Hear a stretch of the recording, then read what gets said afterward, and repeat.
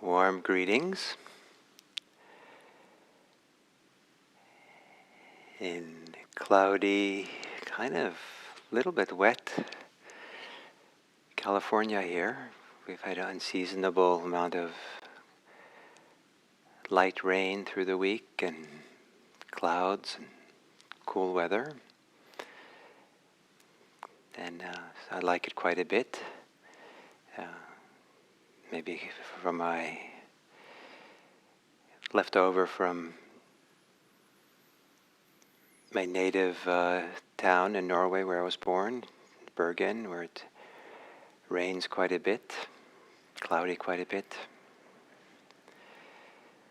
So, my friends, there are many motivations for meditating, but the ones that Buddhism somehow holds up as central to the Buddhist enterprise could all be subsumed under the expression benefit. We are meditating, practicing Buddhism to benefit. And who are we benefiting? Everyone. The Buddha said that a wise person is concerned with benefiting oneself, benefiting others, benefiting self and others, and benefiting the whole world. And it's kind of comprehensive, and there's not choosing one or the other, just benefit yourself, just benefit others, but there's an integrated whole that is the domain of wise reflection and wise motivation. And if your motivation is to serve others, to benefit others, when we sit down to meditate, one of the important ways to prepare ourselves to bring benefits to the world is, in fact, to benefit ourselves. It's important to do this. It's important to shed layers of reactivity and stress that we carry. It's important to shed layers of clinging and attachments and anxieties that we carry. Because the more these are shed, the more that not only are we available to benefit the world, but our very way of being in the world is beneficial. When people experience someone who is calm, who is seems to have no fear, someone who has no obstacles to their kindness and their love, and when we benefit ourselves and bring forth what's beautiful within us, those qualities then are available for the world as well.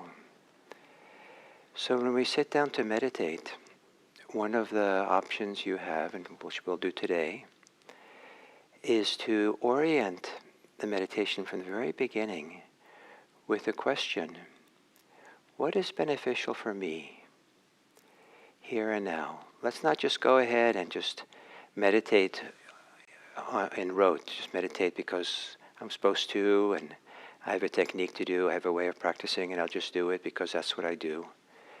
But rather take some time at the beginning to reflect. How am I right now? What's happening for me? And given what's happening, how I am, what would be beneficial? What would be a beneficial way to meditate? And that there's layers of answering that question. One is to ask the question from the point of view of your body. What's a beneficial way to establish a posture for meditation?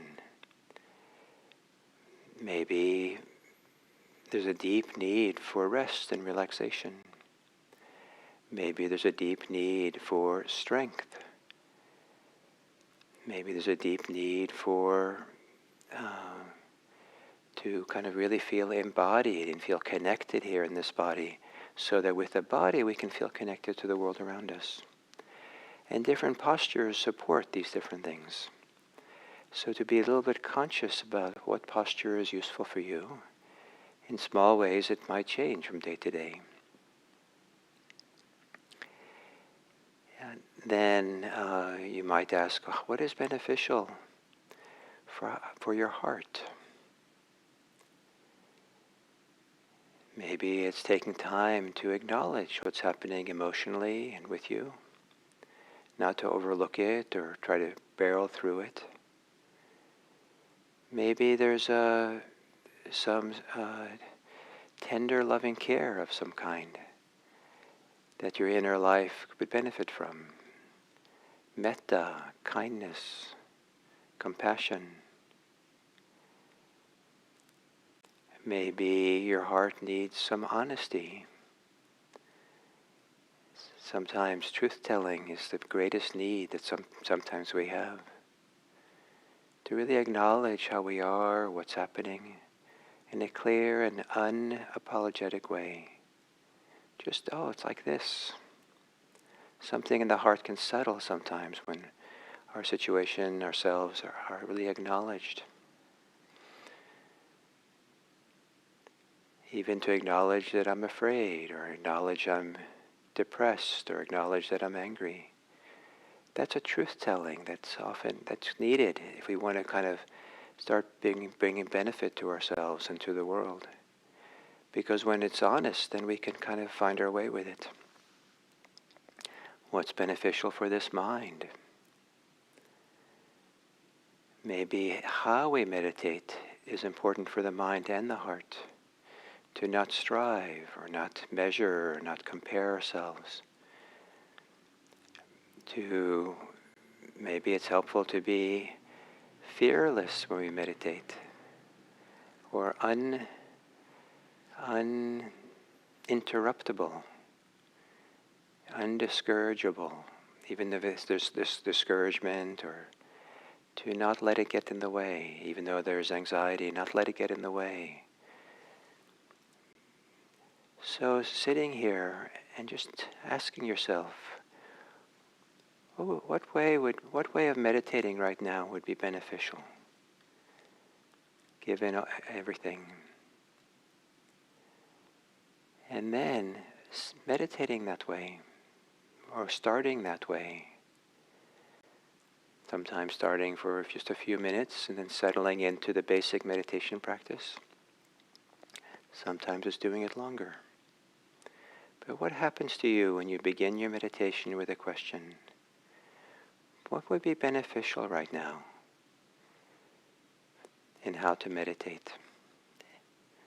And then proceed from there. And I'll be quiet now as we meditate for the next minutes.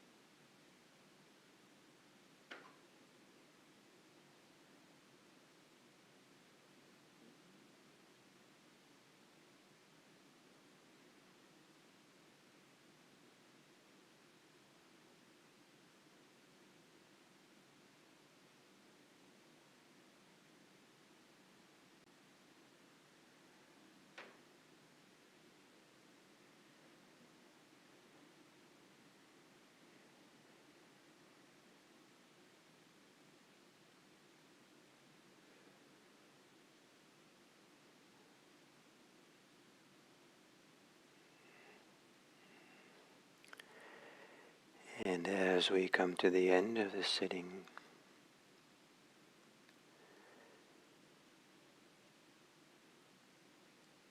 to take in the idea that if we want to benefit others spiritually or dharmically, we can do more if we have benefited ourselves spiritually or dharmically. And if we don't want to benefit others, but only ourselves, if we're benefiting ourselves in the Dharma, spiritually, we will somehow or other benefit others anyway. Our own spiritual benefit, our own dharmic benefit, is integrally linked to the welfare of others. For one thing, the more we dharmically benefit ourselves, spiritually benefit ourselves, the more we know what dharmic benefit can be, the more we can be attuned to that possibility for other people as well. Maybe people more than material help or emotional help. What goes deepest into the heart is dharmic help, spiritual help, something that touches a home inside of us that's deeper than our emotional life, our cognitive life.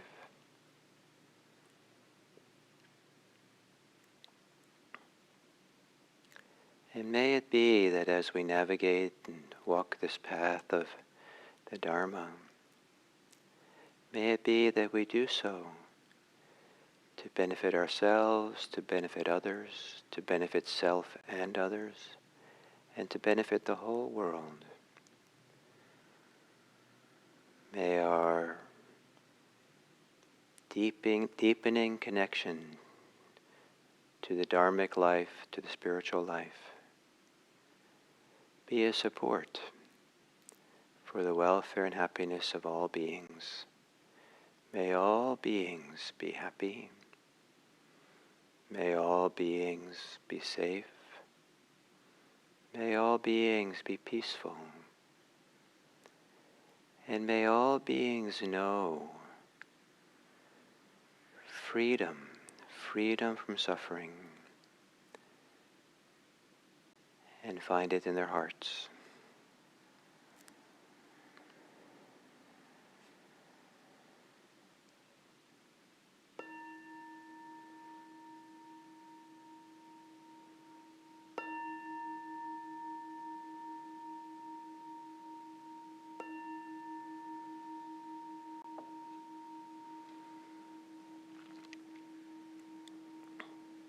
Thank you.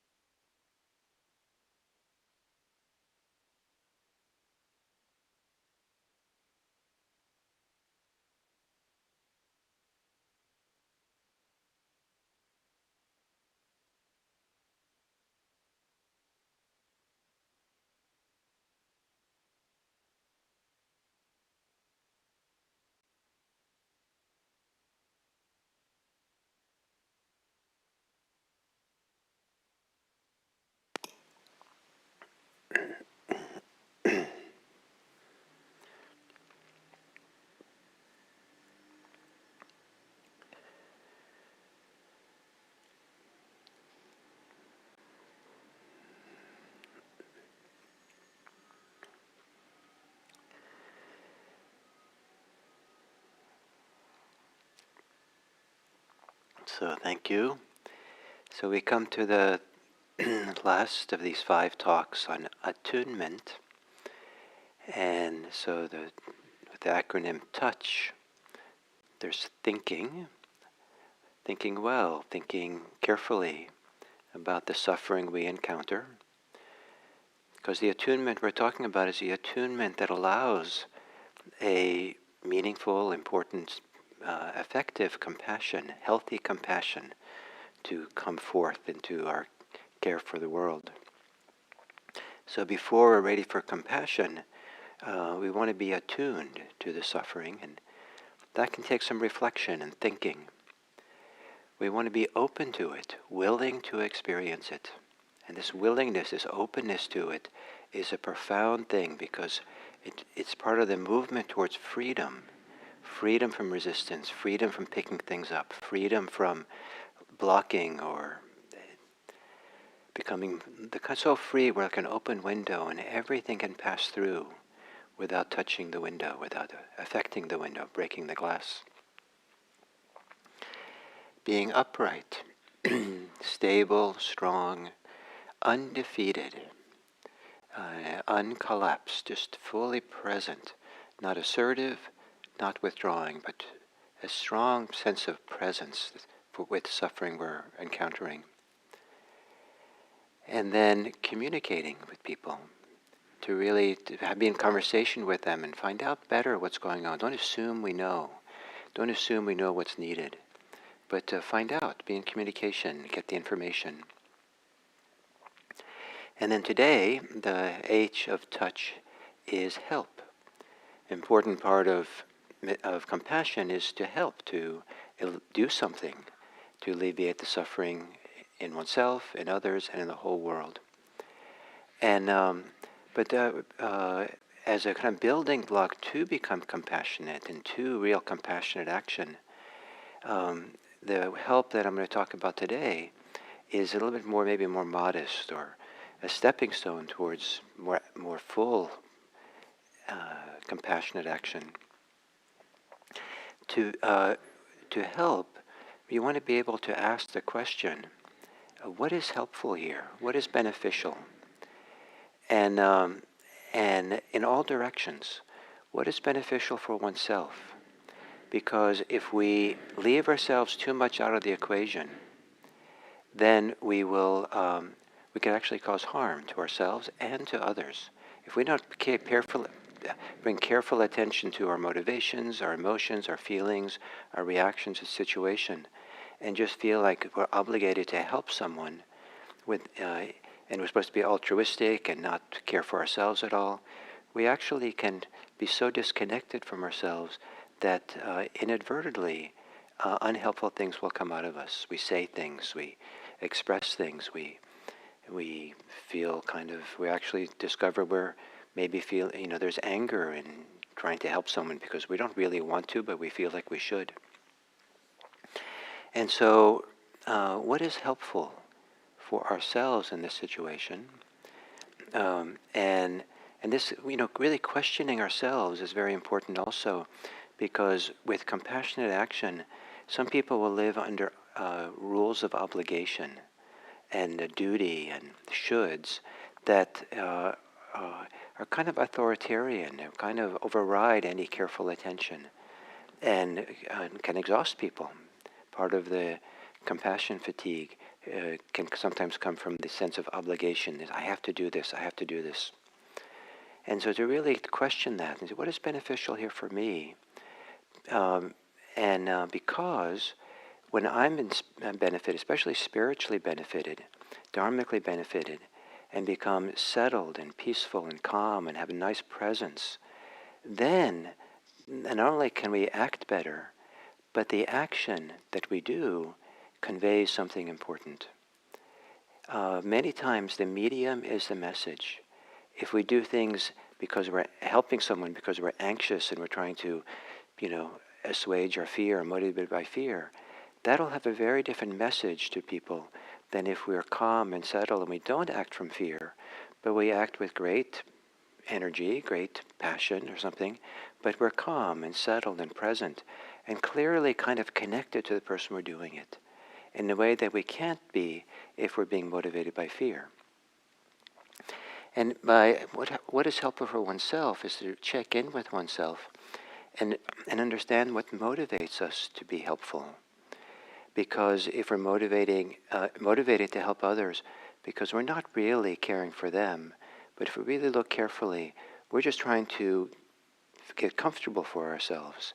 We want to create a nice identity for ourselves. We want to be able to show the world that we're a good person, and we're more driven by that than we are by helping the other people.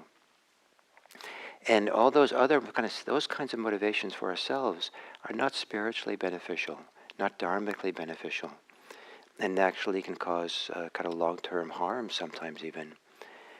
But so to really check in, what is really helpful? And the more we practice, the more we can answer that question in some ways that's really deep or really full or concerned for our long-term happiness and welfare, not the short-term just making ourselves comfortable. And so with that as a reference point, then we can ask, what is helpful for the other person? Remember, we're talking about being attuned to the people. And and what and what is helpful for the other person is an important thing to question and not bring the wrong kind of help. Some people want to be left alone. They want to figure things out themselves. They just want a companion. Some people just want to be seen and known in their struggles, but they don't necessarily want someone to come to support them and aid them and fix things and problems for them. So what is supportive for others? And occasionally people who do want to get help from other people, that's not actually spiritually helpful for them. Maybe it represents some way of always being kind of helpless and looking to others to be the savior. And so at some point we want to stop being the savior, because people need to grow up. People need to learn how to stand on their own 2 feet. And to always come into the rescue is not really beneficial for others. To be uncaring is not beneficial, but to be caring and allow someone to grow up is good. And this, so there, on one hand, we want to ask what's beneficial for ourselves, what's beneficial for others. And in this category of help here is also to ask, because we're trying to be attuned, what form of help is attuned to myself and is attuned to the person there? So someone is having some challenge, say that they are late to go someplace, and maybe they have a flat tire and they don't know how to fix a flat tire. So on the surface, just seems like what's best is to help them, replace, put in the spare for them, because maybe you know how to do it, and that's nice. But maybe you don't have a clue how to put on a spare tire. So it's not helpful to go and help them with a tire then. What might be helpful is to call someone who does. Find some other kind of help. And or maybe there's, the person maybe can figure it out. There's no place to call. Maybe there's no cell phone. You're in the desert. You can't help with it. So what's attuned with what you can do and what this need is? And maybe what you can do is bring them water. You realize they've been struggling for some time. It's hot in the desert. And so you bring them water. Maybe you bring them some food to eat and say, here, take a break. And let's maybe it looks like you need to drink and be settled a little bit. And you can go back to it then. So that's an example of kind of what can I do that's appropriate for me? And sometimes, like someone who's a completely devoted introvert, sometimes it's just sitting on the park bench with someone and accompanying them someplace to where they're challenged. And it doesn't, not to be involved so much in conversation and fixing, but just accompanying. You have the ability to be calm and centered and present. And I've gone just to sit with people, and be quiet and let them do what they needed to do, but they felt that there was some support quietly in the room. Or if you're a devoted extrovert and you love to sing, it might be that singing a song for the person is the right thing. And I don't think that anybody wants me to sing exactly, but there are people who sing. I knew a chaplain who was in the hospital with someone who was dying in the emergency room. It was kind of a tragic death. And the person was quite upset, discouraged, angry, and had turned her face into the wall, and was unresponsive to anybody coming. And so the chaplain just started singing a song. And in the course of the song, the person kind of softened and opened up and turned around and then started to engage the chaplain. And so what is the right way? What's attuned to oneself? What we can bring? How do we help this person? How do we help the person for what they can receive? Some people are not able to help, to receive what seems like the logical, obvious help that should be done. They feel it's too. They feel put upon. They feel it's too assertive. People have entered their space too much. They feel like they know because then they feel obligated. Some cultures there's a deep sense of obligation that comes with helping people, receiving help, and so it's difficult to kind of step into their zone. So that's where the communication is important. What does this person want to receive? What can they receive? What on their end? And so what kind of communication? What kind? Maybe some people, as I said, they just want to be quiet together with someone else. Someone else wants to join in a song. If someone came to me in the emergency and wanted to care for me, chances are expecting me to sing a song with them is not really going to be so helpful for me. So this question of being attuned, it means questioning and considering all the factors that are in place to know how to help. What would be helpful here?